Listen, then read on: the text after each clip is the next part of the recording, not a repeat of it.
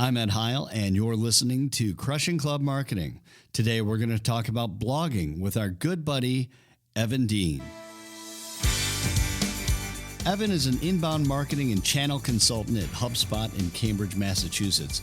He works with businesses to help them get more out of their online presence by driving more traffic to their website and converting those visitors into leads. One way he does that is through blog content. We'll introduce you to the idea and why it just might make sense for your club. Hey, thanks for plugging into this episode of Crushing Club Marketing. So today's conversation with Evan Dean of HubSpot comes from presentations that I've done with various club organizations over the past several years on storytelling. So club storytelling, how to find the stories in your club, how to tell those stories. And you and I both know that you've got a lot of stories at your clubs. And some of the stories are better than others, but the fact remains there are a lot of stories inside the walls of your clubs. And there are stories about your members, stories about your staff, stories about events, and the people who've been part of those big moments in your club history. And the problem that most clubs have is that they don't have a way to share these stories. And most of them, believe it or not, can be used in your marketing and especially in your member engagement. But, you know, these stories take time. They take time to find, and they take some know-how as far as how to tell them and where to put them and how to get them seen. So that's why we have Evan Dean with us today. And Evan, thanks so much for being with us. How you doing? I'm doing quite well, Ed. Good to hear from you. Always a pleasure. Yeah. Hey, you know what's interesting? A lot of the people that I talk to in club marketing are familiar with HubSpot because they read their blogs, but a lot of people don't really know who HubSpot is. For our listeners who are not familiar with HubSpot, can you help them understand the company and what they do and how they help people? Yeah, sure. So HubSpot is a marketing software company. So we're out of Cambridge, Massachusetts. We now have offices kind of around the globe. We started back in 2006. I started at HubSpot in 2012. And really what the HubSpot software is about, we're a software company. And the software that we produce is for managing your online presence. So things like your website, email, social media, and how you really interact with people online. The software that we've created is really about doing a type of marketing that we call inbound marketing. So HubSpot literally wrote the book on the subject of inbound marketing. And what that means is marketing in a way that's not necessarily going and reaching out to people, but helping them find you online and facilitating that decision to do business with you. So what's interesting, a lot of people who are in club marketing, the word, first of all, marketing for private clubs in some ways has been taboo for a long time, just given the nature of the business. And one of the things about HubSpot software is that it bucks the idea of traditional marketing. And one of my favorite lines is it's the create marketing that people love. But how do they do that? Yeah, I think that's one of those things. I've been at HubSpot for a while, and they've managed to keep me around because we actually do that, right? And I think what we mean by that is marketing has traditionally kind of been in your face, right? So you remember pop-up advertisements of the late 90s, and of course we always get junk mail and radio advertisement. There's things that are very disruptive for us.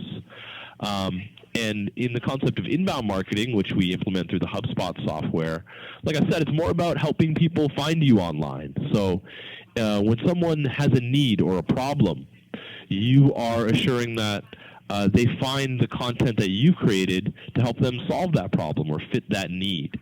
And when we say create marketing which people love, what we really mean is doing business in a way that helps people understand how your products or services can help them without necessarily shoving it down their throat. Awesome. Great setup for and segue for today's topic, which is about blogging. And it seems like for a lot of people, they don't even know they're reading a blog sometimes. And if you had been introduced to the idea of blogging in the 90s, it might feel like something that's old and outdated and geez, do people even blog anymore? I mean, I remember one time I was talking to someone and they were like, hey, I don't read blogs. And I said, you know what? I bet you don't realize you are, but chances are when you're Googling information, you're going to end up on someone's blog somewhere. And the guy looked at me like, really? And so from maybe at a super high level, what is a blog, Evan? Yeah, well, I think we could talk about it at first in the way that you've kind of introduced it there, like the way that we used to think of blogs in the 90s. So a blog, first of all, that's short for weblog, right? Yeah. So a web meaning the internet and a log meaning kind of like a diary. And that's sort of how it started, right? And that was the nature of them at first. They were more like these kind of informal diary-style text entries and posts, And in that way, they weren't always super helpful.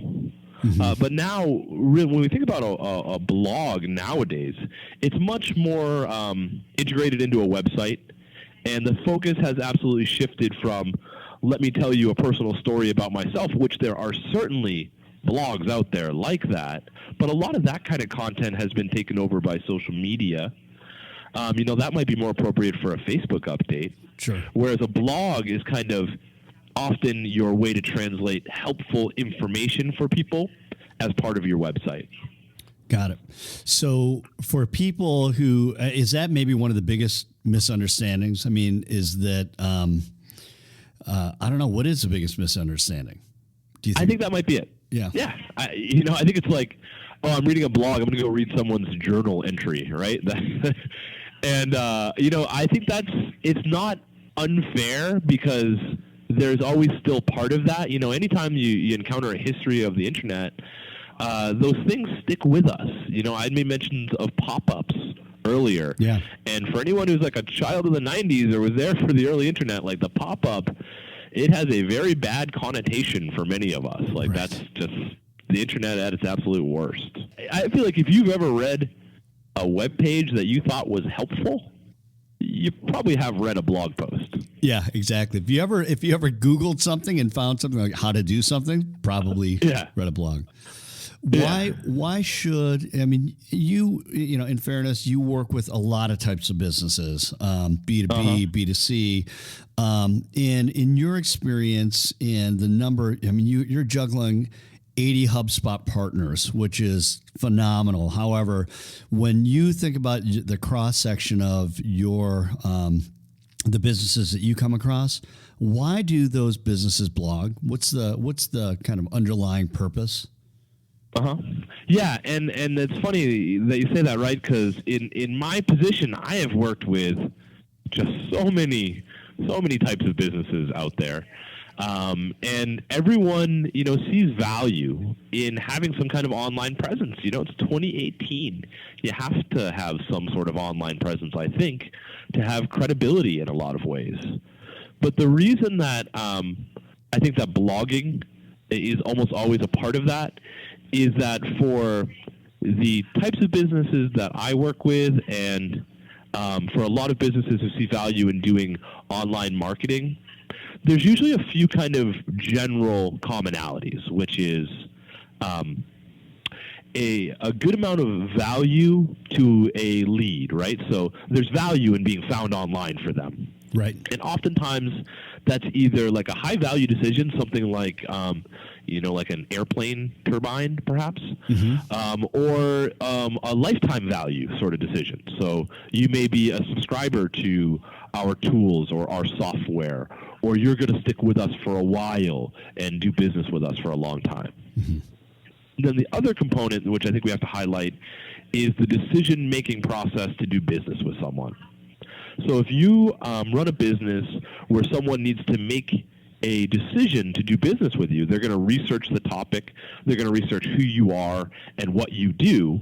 Well, you want to assure that that content is available to them online in a way which they can find. And by find, I mean the way that they're searching for it through search tools like Google and Bing.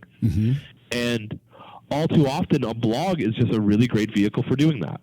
Right, okay, so this concept is new to a lot of our listeners, and you may be sitting there trying to increase your member base, or maybe you're trying to drive more weddings and catering events to your club. And I just want to make sure that you understand that a lot of successful businesses today are using blogs as a way to increase the number of their qualified leads.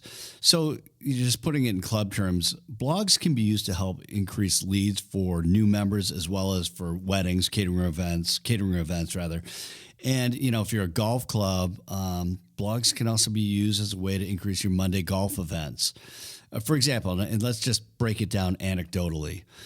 As membership directors and GMs know, there's a very strong word of mouth component to finding a new club or learning about a club for someone who's looking into those options. And so if I'm that guy and I'm interested in joining a private club and my buddy says, hey, Farm Meadows is a club near you, just making up that name, you should check it out. Well, the first thing I'm going to do is I'm going to go online, especially if I've never heard of the club or I'm not that familiar with the club. I'm going to go online. I'm going to go to their website, and I'll probably start digging around to try to do as much research as possible because I want to see if it's the kind of place I'd want to spend my time. And I want to see if they have activities that my family and I would want to be part of. And of course, the big thing is I want to get a feeling for whether or not I would fit in. And I can pull all this information from the website and, digging around and seeing what's there. So blogs can be really helpful in that way. They're like a window into the club that can show people what it's really like to be a member. And they get that through the posts that are shared on the blog, through the stories that are within the posts about the members or about the events. And that blog can really give the reader a very honest sense for what club life looks like for your club. And everyone who belongs to a club knows, we all realize that every club has its own personality, has its own vibe. And what better way to showcase that than through a club blog?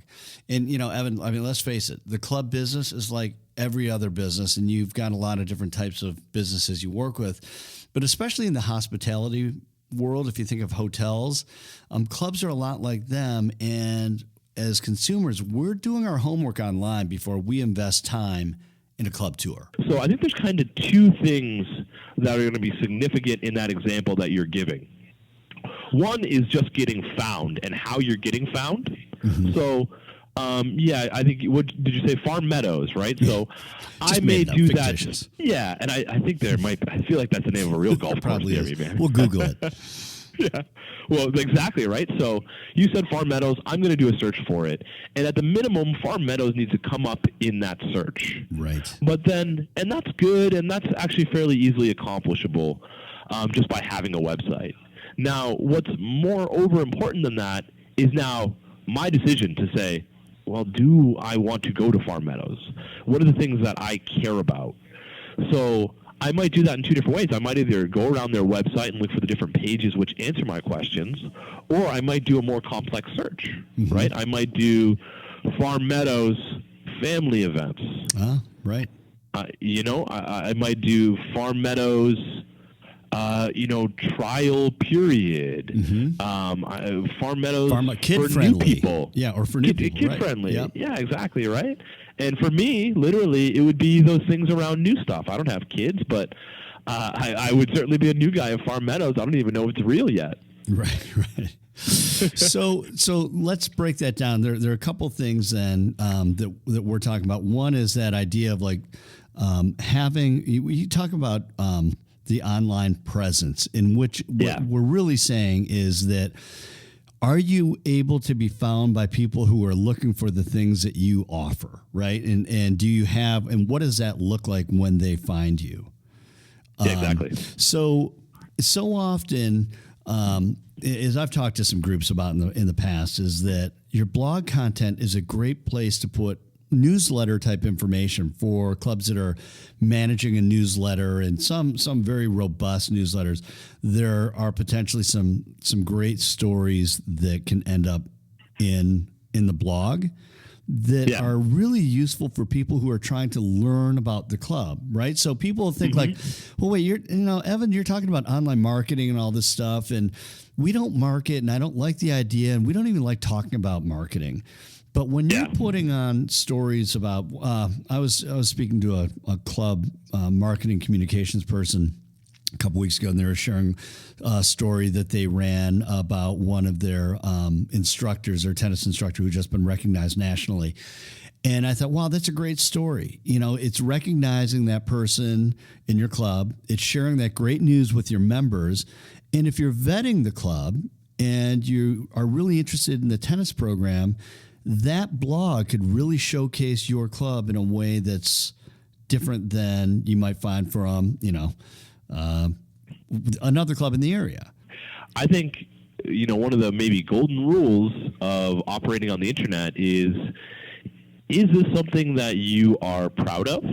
Is this something, honest and good, and it's easy when you use that kind of language, right? But most of the stuff we're talking about, that's the case. Now, if I was to maybe look through what you're talking about and share that as an example, if I did have this great story about my tennis pro and I was to share that via email, in the real world, that would be the equivalent of me like writing that down on a note, Ed, and then handing it to you. And that's great. Now you know that it happened, but is that a secret? Like, why wouldn't I maybe post that in the town square and let them know about this great tennis pro, be proud of them, share that information? And then when we go to the example of how that affects search, well, it is very much like the town square at that point. We were just talking about the example of Farm Meadows and their kids program. Well, if I was talking about Farm Meadows and their tennis pro, well, now that that's been posted in the town square, Evan Dean is going to go and find it when he's looking about information about Farm Meadows Tennis Pro. Because it's out there in public now. It's out there in public, yeah. Yeah. So let's just break this one down a little bit, and then we'll jump into the whole search part of it and how people actually find this. Because a lot of times people will say, yeah, that's great, but how are they going to find it? However, on the internet, we have to kind of think a little differently about that. If it's about getting found by people who are looking for it, we need to make sure that we're phrasing it in a way that's going to match their search. So they're looking for a club that has a great tennis pro. So you need to use the terms club and tennis pro. Right. And that means, and I know you want to get into that in a second, but no, go for that it. means that when someone actually does that search, Google's able to make that connection for them. Right. And we'll go ahead and just use Google because it's almost always Google, right? Yeah. And what happens is they'll look at the title of your web page, which Google is what a blog does. is. Yeah. Google does, yeah.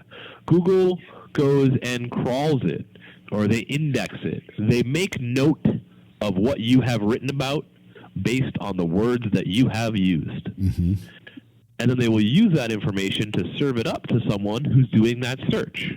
So if Evan Dean is searching for tennis club pros or local tennis club pros or Farm Meadow tennis club pro, and Ed Hale has written an article about Farm Meadows tennis club pro, Google knows to connect us up there. Got it. So the idea is that we have to be thinking like a search engine. No, I feel like that doesn't have enough heart in it, right? Yeah, right. What you should be thinking about is thinking like the person doing the search. Right. So I want to find you, Ed. That article you wrote it for me, and I'm actually out there looking for it. But if you gave it some cutesy name that Evan Dean, the guy who doesn't understand tennis all so well, wouldn't be searching for, and even if he did understand tennis, he wouldn't be searching for it because your name was a little too, I don't know, creative. You're going to miss me. I'm going to miss you, actually, as a case. I'm looking for you, but you didn't give it the title that I was looking for. So let's talk a little bit more about that. We've had an opportunity to discuss how clubs can use their blog to put information about events, people, stories they can use their blog to publish those stories. Which can be so great for member engagement. Those posts can be used to put on a Facebook or in other social media, but primarily Facebook, I think, for most clubs. And it can create a great feel-good vibe for people who the stories are about and for people who might be, casually interested in the club, whether they're members or not in that case. And now there's this whole other component that we're starting to talk about now, which is the benefit of being found for certain things online. So this whole idea of saying, sometimes you'll hear not just clubs, you'll hear businesses that will say, hey, when I go and do a search for best private golf club in the area, I don't come up. How come? Or the other one that we'll hear sometimes is, hey, we want to be known as a great destination for weddings because we have a beautiful facility and we know we can drive more revenue for weddings, or maybe it's sports banquets or things like that. How can a blog help us accomplish those things so that we get found for things like best family club or private club, weddings, sports banquets, and things like that? Yeah. Well, there's kind of two different things you can do there.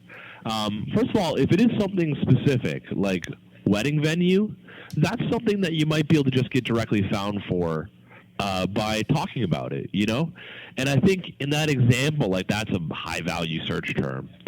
You'd probably want to be a little more specific, right? People, and let me just think about all my friends, they're looking for a rustic wedding venue right now. Okay. They're also kind of doing research on the subject that's going to get them found for that idea of a rustic wedding venue. So as we blog about that, we talk about how our facilities can handle that, or we even just talk about the subject and the ideas of a rustic wedding. Here's 10 different things that you can do with mason jars, right? Right. Well, that stuff's going to get us found for that subject. Now, on the idea of like the qualifying search terms like best and like top 10, things like that. Yeah. Well, you can do some work around that. There's ways that you can get creative with it, and you can talk about the subjects. But for a lot of those, that's going to be kind of the it's going to be the trusted authority on the subject making the decision for us. So when you do those kind of top, when you do those top searches, we're often going to go to, it's going to be someone who like kind of creates media online. Okay. So like a golf magazine is likely going to be the best trusted resource for top clubs in an area. Got it. Or if it's a wedding, like the Wedding Wire or the Knot, or maybe you have some other online resources. Yep. Yeah. So and then things like Yelp, those are going to get found there. Okay. Now, what I'd say is that's not all just up in the air, and you absolutely can't expect them to be doing legwork. And actually, they're not testing out 10 different weddings at those facilities. Right. What they're doing is they're doing the initial searches. They're seeing what the different places in the area have to say about rustic weddings, which is a really popular topic. Sure. And then they're making their decision to index them and list them based on that information. So they're also using their online presence there. Go ahead. Were you going to keep going? Yeah, and I was going to say, and I don't know, there's some other things you can do as well. If you wanted to get found for the top 10 wedding venues, you might start talking online about what the top wedding venues, using that kind of language, have in common. Oh, and you might find yourself in a position where you're kind of pointing to some of your competitors, or at least some of the other people playing in your ecosystem. Yeah. And effectively what you're doing is you're making yourself the authority on the subject. Right. So that's a really interesting idea that I think a lot of people go, but Evan, why would I ever write a blog to put my competitors on it? Yeah, right. What do you say to that? I would say, I don't know. I'm sure there's probably a lot of different metaphors you might be able to do, but I just imagine someone who feels confident enough to talk about the qualities of their competitors and other people in their space. And what I assume about that sort of person, and really we're talking about online entities, we're talking about memberships and clubs and things like that. But just think about it like a party. That's the most common metaphor. So nobody likes a person at a party who talks about themselves all night. Everybody likes that person at the party that's always got a compliment and is interested in other people. And in being that person, you gain a lot of respect and admiration and authority. That's something that a confident, successful person does. And it's also something all too often that a confident and successful business does. Right.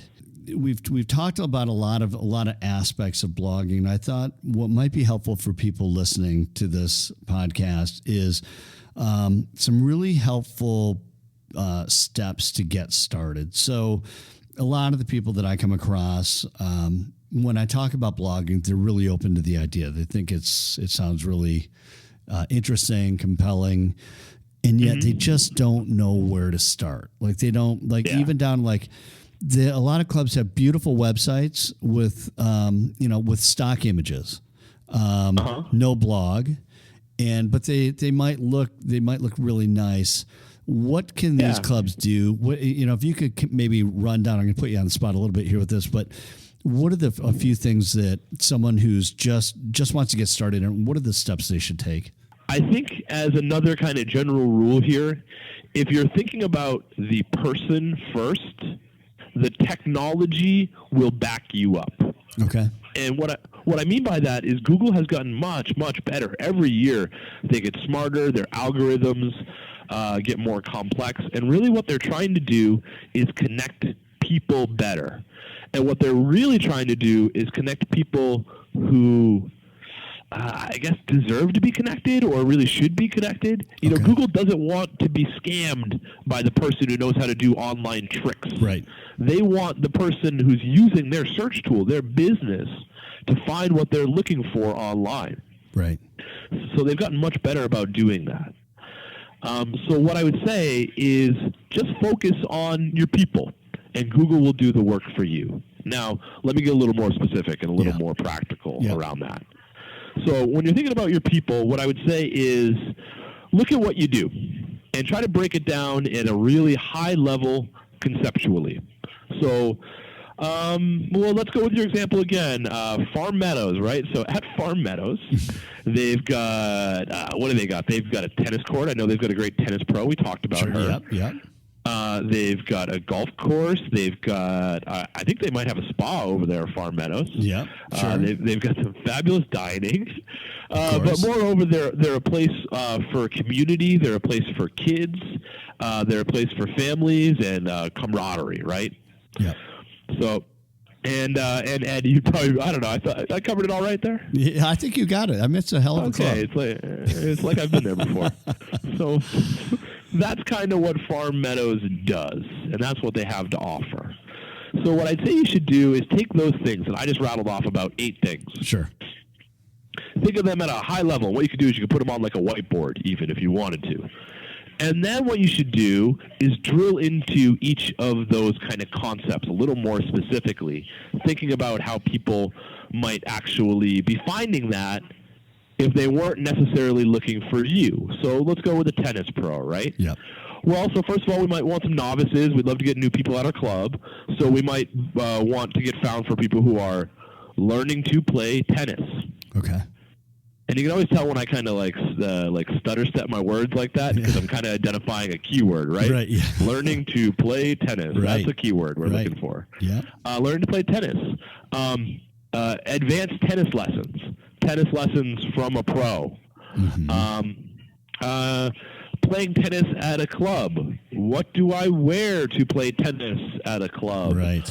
All these things that someone who should be finding Farm Meadows online, what are they searching for in the category of tennis as a concept? And I'd write them all down. Right. And if I was really smart, I would talk to someone like Ed, and he would help me use some data to back that up. And he'd say, you know what? They're not searching for learning to play tennis. They're actually searching for how to play tennis. That's what the person who wants to learn to play tennis is searching for. Right. So we'd use a little data to help our concept be a little more specific to the people that are looking for us. Yep. So I've got my 8 things, my 8 high-level concepts, and then I got like 4 or 5 more specifics within that concept. Yeah. I now have 40 topics. Right. And I'm going to be blogging maybe about once a week. Well, I've got my blog titles for almost the whole year. And I don't have a blog title, but I've got the most important part of a blog title, which is what someone is searching for. So in that subject of how to play tennis, you know what might be an interesting blog title, and I know I kind of poked a little fun at it earlier, but it might be something like falling in love with how to play tennis. Sure, right. Right, Yep, right. Yep. So what I'm hearing you say though then is if you're just starting out, really try to think about the areas of your club that that you want to either be known for or be found for. Break those down. Or that you're unique for. Sure. Okay. And then figure out a lot. It sounds like you've got a lot of things that are maybe like we would call them awareness, but consideration type topics. Is that usually the easiest place to start? Is like learn how to play tennis and things like that, as opposed to comparing the top 3 tennis clubs in the area? I think what you want to do is, so again, when you're thinking about those kind of qualifying search terms, it can be a little tough, like the top tennis clubs in the area. Right. But you should absolutely take that person into account. So if I am someone who really knows what I'm looking for, right? I play tennis now. Let's absolutely take that person. Now, yeah, very serious.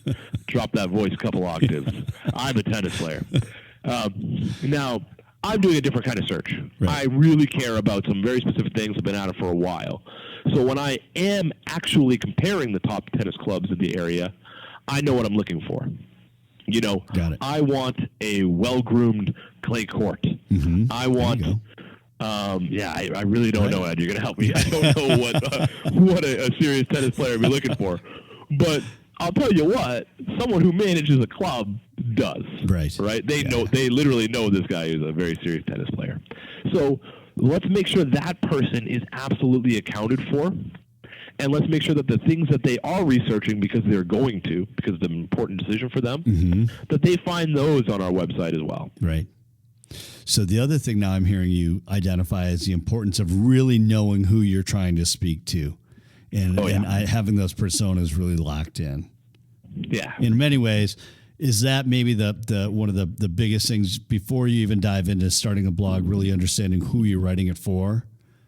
Oh, absolutely. Yep. Yeah. And I think there's actually something really important, and we call this concept persona creation and identification in the world of inbound marketing. Sure. But what I'd say is you should draw those lines fairly early on and at a high level. So who is who's the serious tennis player, and who's the young person who's thinking about getting into tennis as a hobby, Right.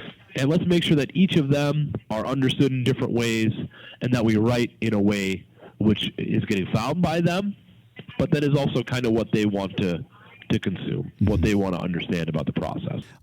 What are there maybe a couple of tricks you can, or suggestions that you have for people to keep in mind when they're starting out? Because blogs are notorious for being one of those things. It's like, oh my gosh, we got to go start a blog, and they're great for like 3 weeks or so, and then all of a sudden, or maybe it's 3 months, but then it's like, man, we don't have the time for this. How can clubs stay on track with that and really commit? I mean, do you have any tips or any secrets or things you've learned that are really effective for that? I've really got a ton of them, and I'll tell you what, I am going to have to get going soon, but let's stick around here for a minute because I got a couple things. Okay. You have struck a chord, sir. Okay. I'll tell you what. So let's think about the person actually writing this stuff, and let's be nice to them. Okay. So first of all, let's not ask them to write about the same subject a bunch of times in the row. Yes, over the course of our year, we're going to write about tennis about 5-6 times. But we won't ask them to do all of those all at once. we're going to space them out. Okay. So every 8 weeks, we'll circle back to tennis. Give them a little break, have them write about different things. That also means that we're writing an interesting blog about lots of different subjects for our readers. Right. I would also say that there is some really interesting ways to get content created via the process that we're kind of doing here, an interview. If you're kind of trying to get that person who's the expert, like you really want your tennis pro to create something for you, but they're just never going to sit down at their computer and type out 600 words for you, get them on the phone, schedule that time, and do an interview with them. Then you, being the kind of content curator, can type that all out. You can present it in interview style, or you can just reference what they had to say, take all the little good bits, and incorporate that into your blog content, into your website content. Absolutely. And then one of my favorite things to do is I like to write content that's kind of about someone. So, yes, I could write about learning to play tennis. And that's a great subject, right? There's definitely people doing searches for that. There's the example that we keep coming back to. But what would be more interesting would be if I wrote a story about, first time on the court, Evan Dean learning to play tennis. Right. So I'm talking about what it's like to learn to play tennis. And really I'm talking about what it's like to learn to play tennis at Farm Meadows. But I'm making it easy on myself because my story has a hero. I can talk about the subject, but then I can add in little anecdotes about what happened with Evan. He really had no idea what he was doing, and he walked onto the wrong side of the court and had the wrong color shoes on. But we set him straight there, and by the end of the day, he was feeling confident and doing good. Right. Stories are always great when they're about someone. And that's interesting writing, and it gives you a lot of content to kind of get going on. Yeah, and that's a terrific suggestion, because what people tend to do is then internalize that and try to imagine how they would do and what the experience might be like for them as well. And that's a great tip in general for people who are writing. So often we get into that trap of writing about the event or the thing rather than the people who are experiencing it, and that's absolutely a great suggestion. Hey, man. I'll tell you what, too. Yeah, go ahead. Sorry. I was going to let you off the hook. Yeah. I got a little time, man. The last nice thing about writing about someone is if I write a story about Evan Dean playing tennis, Evan Dean is then going to share that on his social media. He's going to tell his friends. He's going to point a lot of online value to that blog that we wrote. Right. And that right there is a real great experience for us, and it's incredibly valuable. It's another reason that writing about someone is really valuable to us. For sure. Yeah, I mean, it's like free PR. You get that out, and then other people are sharing the story for you. So that's awesome. I think that if you're game, there'll be more discussions around this stuff, because what seems to be in some cases a very simple, straightforward process, and I think it is. I mean, getting a blog set up and getting it launched, a lot goes into it. But there's so many things for people to keep in mind and best practices. Would you be up for a follow-up at some point? Oh, heck yeah. Always happy to talk to you, Ed. Oh, awesome, man. Hey, Evan Dean, thanks so much for spending some time with us today. Thank you, sir. Always a pleasure. I'll talk to you again soon. All right, buddy. Thanks. Talk to you. And for you, thanks for listening. Hey, next week, we're going to get into email marketing and talk about ways to drive member engagement through your email. We're going to talk to Mike Donnelly of Seventh Sense, which is a software company that helps organizations by sending emails at the times the recipient is most likely to open it. So if you want to get the most out of your emails, you're going to want to check this out. But until then, keep on crushing your club marketing.